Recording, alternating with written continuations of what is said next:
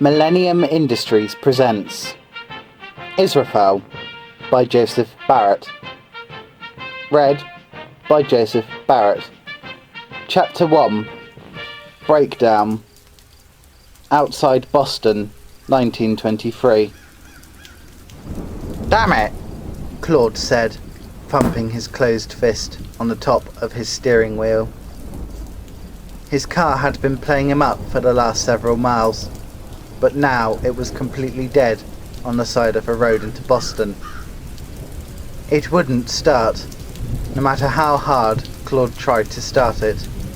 And to make matters worse, it was raining heavily outside of his car, and it was the dead of night. Claude let out a loud groan and leaned back in his seat, looking up at the roof of his car as he decided what to do. The sound of rain hitting the windows of his Ford Model T filling his ears. "Surely there would be a house nearby that would be able to take me in for the night while I wait this awful weather out," Claude thought aloud to himself. He grabbed his long black coat that was in the seat next to his and got out of the car, working quickly to cover himself with his coat before he was drenched by the rain. Once covered, he reached into his car and grabbed some items to take with him while he searched for a place to stay the night. Namely, he took a revolver, his wallet, his keys, and his identification with him.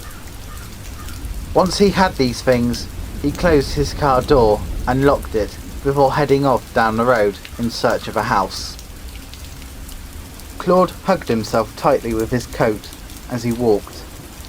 His vision was almost blinded by the heavy rain that fell around him. Occasionally, his view was brightened by the crack of lightning, but these moments were brief, and his ears were always filled with the roar of thunder not long afterwards. He walked for 10 minutes, 20 minutes, 30 minutes, an hour. Claude's body was beginning to go numb from the cold, his breaths coming out in small shudders as he walked along, his coat billowing out behind him despite his efforts to keep himself wrapped up in it. Claude was beginning to think it was pointless to leave his car behind in this weather when he started to see a light in the distance. He stopped walking and squinted his eyes, raising one of his shivering hands to his eyes to shield them from the rain as he looked up towards the light. The light was coming from a window in what looked to be a manor house, not too far away now. Finally, Claude thought silently to himself as he began walking along the road again, picking up the pace as he hurried to get to the manor house. Claude soon was outside the manor house wall, looking up at the large, looming gates that stood slightly ajar, taking a moment to take in the massive house. There were trees lining the road from the gates to the manor house, and they rustled loudly from the howling wind that ripped through them, making them dance in the dark. The house itself looked old and unkempt. There were several stone gargoyles along the roof and balconies that were broken, and the ones that weren't looked bizarre, almost out of place for a house like this. Their features were distorted and they looked menacing. If Claude wasn't desperate to find a place to stay, he would have found the sight of the manor house ominous and would have moved on in a second. But with no other alternative, he rushed to the gate and squeezed through the gap, the gate creaking loudly as he pushed to fit through. Once on the other side of the gate, he wrapped himself in his coat again and headed to the door. The door was massive, easily 10 feet tall, and made of varnished oak wood with large brass knockers on the door. Claude rushed up to it and gripped one of the knockers, reaching up and slamming it down several times. the booming noise of the metal hitting the wood filling his ears. Claude stepped back away from the door when he finished knocking and waited patiently for someone to answer, getting soaked by the rain. It took several minutes, but the door soon creaked open and an old man came into sight. The old man looked withered and aged, as if his life had faded from him before his time. He was draped in a wine-red smoking jacket with striped pyjama bottoms that reached his black slipper-clad feet. In his left hand he held an edition of the Boston Herald, with the main headline obscured by his hand. The old man looked down at Claude, being at least a foot taller than him, although Claude wasn't small by any means. "Can I help you?" the old man asked, his voice sounding weathered and slightly weak as he spoke in a confused tone, as if not expecting anyone to visit. Claude took a second to reply, as he was taking in the sight of the old man. My name is Claude Bentz. My car broke down not too far from here, and I need a place to spend the night while I wait for this storm to pass," he said, his voice loud as he tried to speak over the noise of the heavy rain. "Would it be possible if I could spend the night here? I won't be in your way." The old man frowned a bit as he thought over the visitor's request. You're welcome to spend the night here," he said, then opened the door wider so that Claude could come in. "Thank you," Claude said as he stepped in, removing his coat and hanging it on the coat stand that was by the door. He then turned to face the old man. "I promise I'll be out of your way by morning," he said.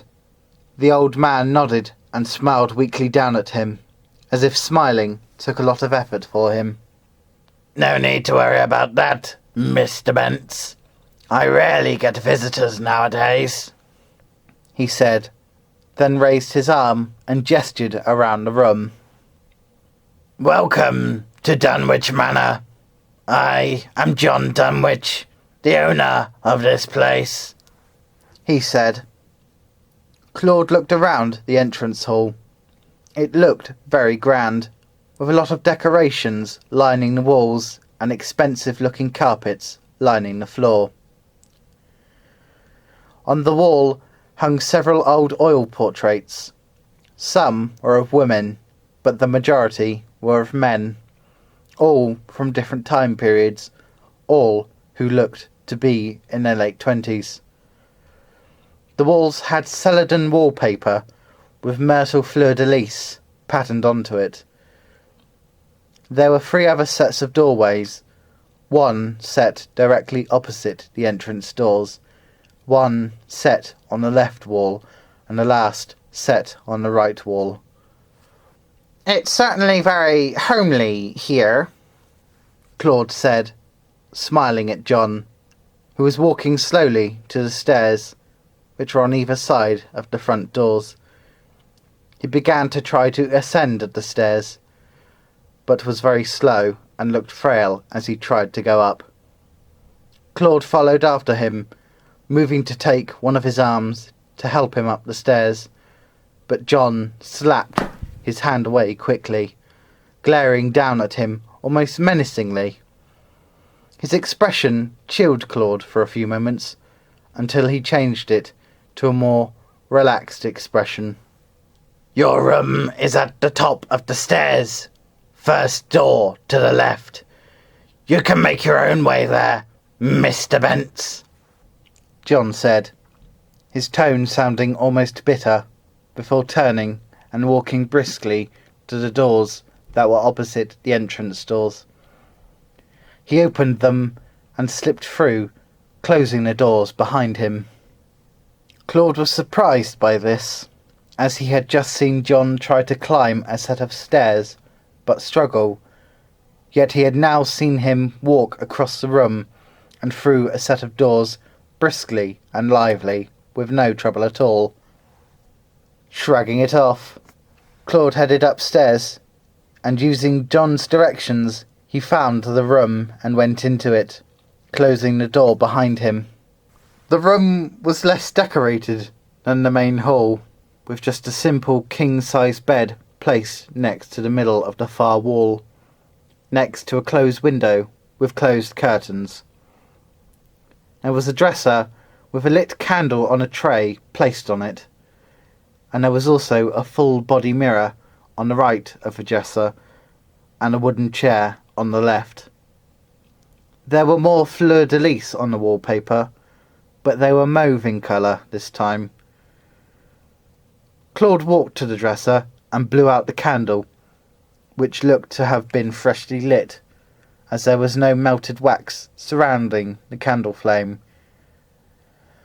Once the flame was out, a small wisp of smoke came from the candle wick, and it drifted slowly into the air before dissipating completely. Claude began to get undressed out of his wet clothes, hanging them on the back of a chair next to the dresser. Now in just his undergarments, Claude got into bed and under the covers, closing his eyes and trying to get to sleep. That's when the screaming started. There was no warning, it just came. It sounded close, but at the same time far away, like it was from another part of the house. Claude's eyes shot open when the screams began. He looked around the room with his eyes, but he dared not move, as the screams chilled him to the bone and sent shivers down his spine. They were horrible, harrowing.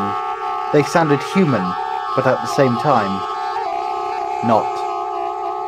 They sounded crazed, as if someone, gripped by insanity, was ripping their throat apart, trying to make the ungodly noise. Claude shut his eyes and covered his head with a pillow, curling up into a ball as he tried to shut the awful noise out of his ears. Chapter 2. Exploring. Morning came, and Claude was glad of it. The screaming hadn't stopped until there were early morning light rays shining through the closed curtains. Claude had tried to sleep through it, but he struggled to, and as such he had barely got a wink of sleep that night. The only saving grace was that he could finally get back to his car and try to get into Boston. During the night, his clothes had dried on the back of a chair. Claude slipped back into them and left the room, heading back down the stairs and through the hall, going to the oak doors where he last saw John go through. When he got to the doors, he was about to push them open, but they were pulled open from the other side. The doors were silent as they opened. John stepped through the doors and looked down at Claude. He was still dressed in his black slippers, striped pyjama bottoms, and smoking jacket. "Good morning, Mr. Bents," John said as he looked down at him. Claude stepped back from the door a bit and looked up at John, slightly unnerved because of the screams in the night. Good morning," he stammered out. I was just wanting to tell you that I am heading out to my car now, and I wanted to thank you for the hospitality." John nodded. "Of course, Mr. Bents. But I don't think leaving now would be a wise thing to do. The road from this manor to your car is flooded, Mr. Bents, and it would be impossible to retrieve your car. See?" John raised one of his arms and gestured to one of the windows. Claude turned to look out the window, and true enough, there was a clear view of the flooded road. The road itself was flooded by what looked to be at least a foot tall level of water. Claude's heart sank. Even if he could make it to his car, it would be impossible to get the broken down bucket of bolts to Boston just by pushing it. Claude turned back to John. Well, this is unfortunate. This means I will need to stay until the flooding goes down. John nodded. You are more than welcome to stay, Mr. Bent. Why don't you take a look around the house? I can prepare supper for us tonight, Mr. Bent. I am sure you are famished. John said, and walked away, through to another set of doors to the right, where they were stood. Just pausing at them, though, before turning back to Claude. That was my son, you heard in the night, he said after a pause. My son, Israphel. He will be joining us for supper, Mr. Bent. He added before heading through the doors, not closing them, leaving Claude in the main hall. Claude began to explore the house, looking around the manor as he stopped by several windows, looking out at the road. Still flooded, he thought to himself as he shook his head. Most rooms were locked, and the ones that weren't were mainly spare rooms and the library. Claude wandered through the library, looking at the numerous books that were stacked on the shelves of the bookcase. Most were worn down, their names faded by damage and time. There were a few with names, but most were in Latin or some other language that Claude could not understand. The ones he could understand had weird names, like the Epitaph of Howard Phillips, or Great Tales from Beyond the Grave. Claude continued to casually glance around the library when he saw a painting over a gutted-out fireplace, a locked chest in the place of the fire chamber, with 2 burned-out candles on either side of the painting. The painting was of a young man with blonde hair, dressed in cream military clothing, a Medal of Honor pinned to his chest. As he approached the painting, Claude couldn't help but feel a growing sense of dread. There was a plaque underneath the painting, which was shiny and gold and looked to be the most well-kept thing in the house so far. As he got closer, he realised the chest wasn't a chest at all, but a coffin. The plaque read, Israphel Dunwich, 1895 to 1920. Chapter 3. Answers. Claude had left the library after that, having explored it to its entirety. He could tell by one of the clocks hanging on the wall that it was nearing mid-afternoon now. He walked through the numerous hallways that line the house and decided to try to find the living room to the house. He passed by a door he had previously passed, which had been open and led into one of the spare rooms, but the door was shut now. Curious, Claude tried the handle and found the room was locked, which was odd because Claude could recall the door did not have a mechanism to lock it. Claude tried the door again and found it really was locked. He pressed himself to the door, trying to force it open in case he had lodged it shut when leaving the room. However, he soon stopped when he heard a noise from the other side of the door. It was slow, heavy breathing. It sounded close to the door and sounded wheezy, like someone was struggling to breathe. Hello? John, is that you? He called out to the person he could hear breathing. He didn't get a reply, just more of the same breathing noise. Claude started to feel the same dread he did before, and decided to let the person, whoever it was, be alone. He hurried down the hallway and found himself back in the main hall. He walked over to the doors that he had tried to go in before and that John had gone through the night before. He opened them and silently passed through, closing them slowly behind him. The room was dimly lit, the only light coming from a lit and roaring fireplace in one of the walls. Next to the fireplace were 2 leather armchairs, both empty. There was more of the same expensive carpeting lining the floor, and there were more of the same weirdly named books on a little table next to one of the chairs. By the far wall, next to a window, was a black phone. Claude's eyes lit up when he saw it. I could call the police and get away from this creepy place, he thought silently as he hurried over to the phone and picked it up, putting it to his ear. It was dead. There was no dial tone, no operator, no nothing. The phone was plugged into the wall, but the line was dead. Claude felt a shiver go down his spine as he put down the phone and began to feel more dread fill his body. It's as if something isn't letting me leave this place, Claude thought. Maybe the same powers keeping me here made me break down to come here.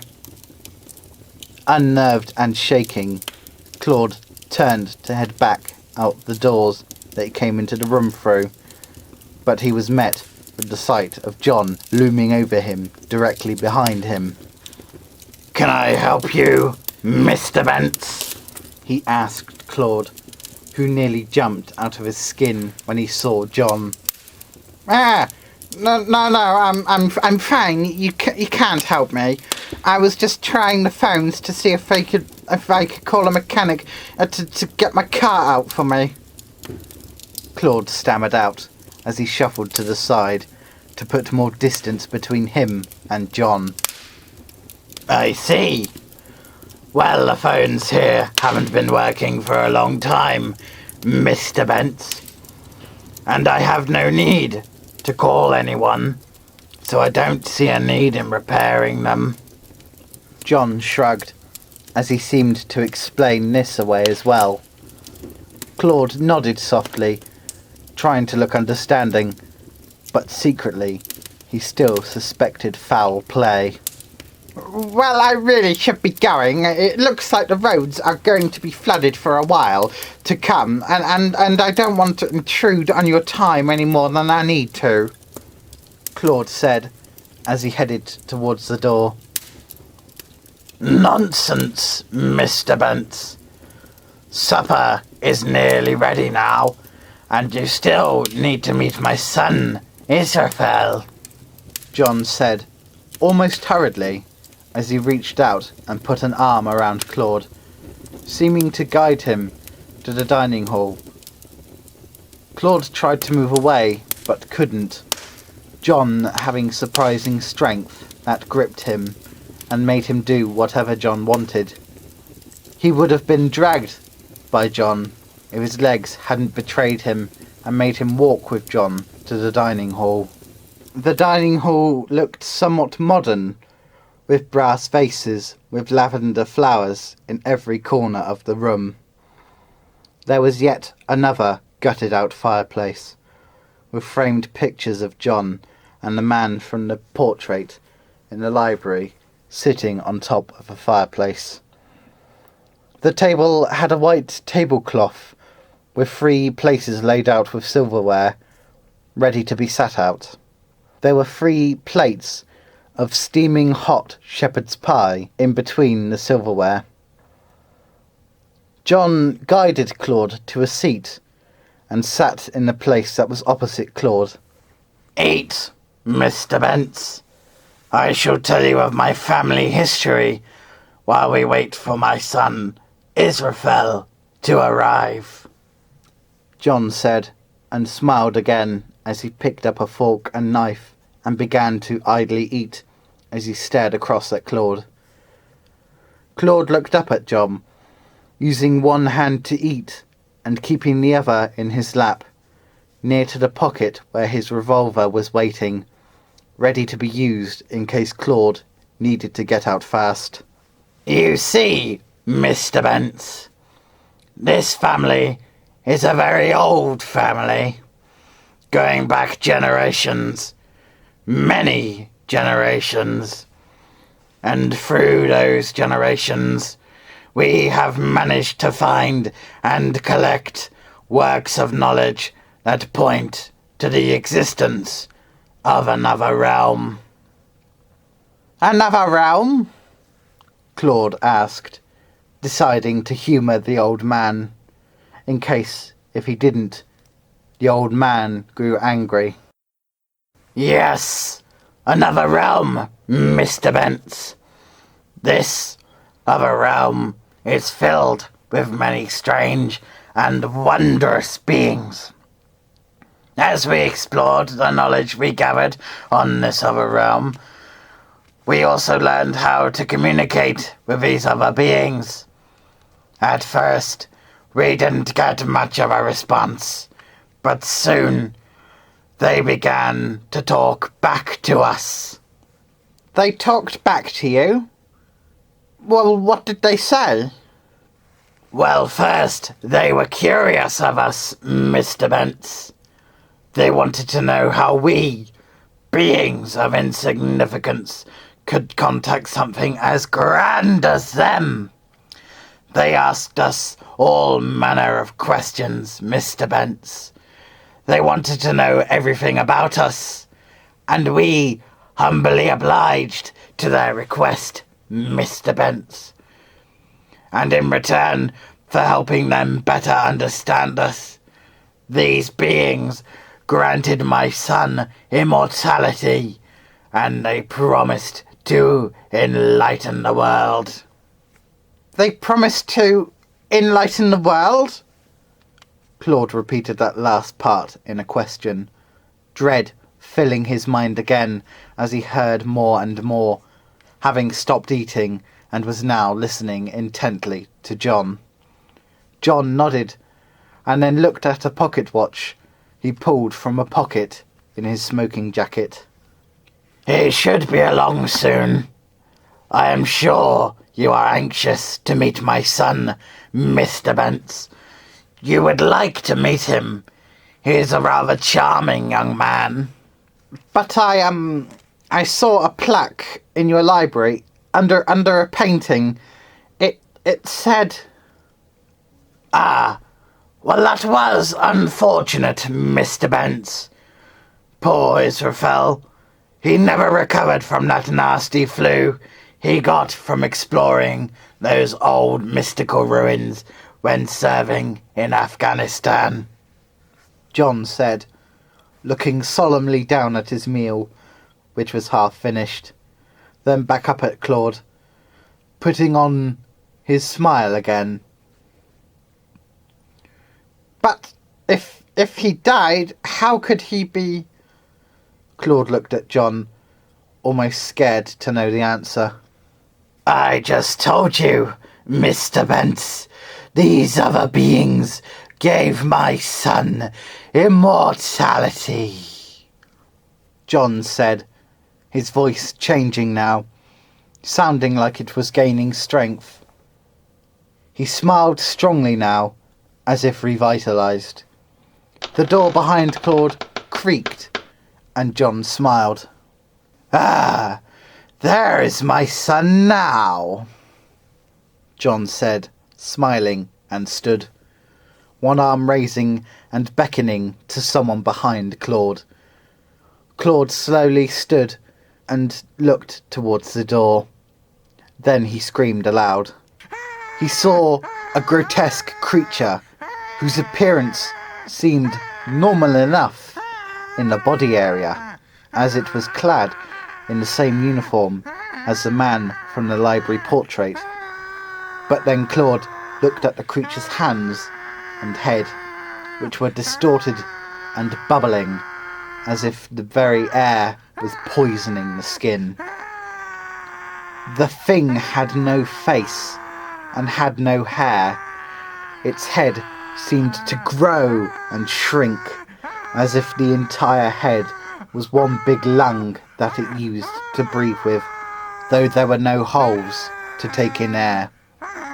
"There is Israphel, my son," John said as he smiled, looking proudly at the creature. Claude fumbled for his weapon in his pocket as he continued to scream, and after grabbing it, he raised it up and began to fire upon the creature with several shots. The revolver went off with a loud bang, and the bullets hit the thing square in the chest, but it seemed to have no effect as the hulking mass of flesh lumbered closer and closer to Claude. There seemed to be a pause, as if the monstrosity was giving Claude the chance to escape, to leave through the door that it came through. But Claude stayed rooted to the spot, eyes wide in terror, as he was frozen in place by fear, only just now stopping screaming. The pause soon passed, and the last thing Claude could see was the creature lunging at him, and the last thing he heard was his own screams as he was torn apart, limb from limb, by the beast.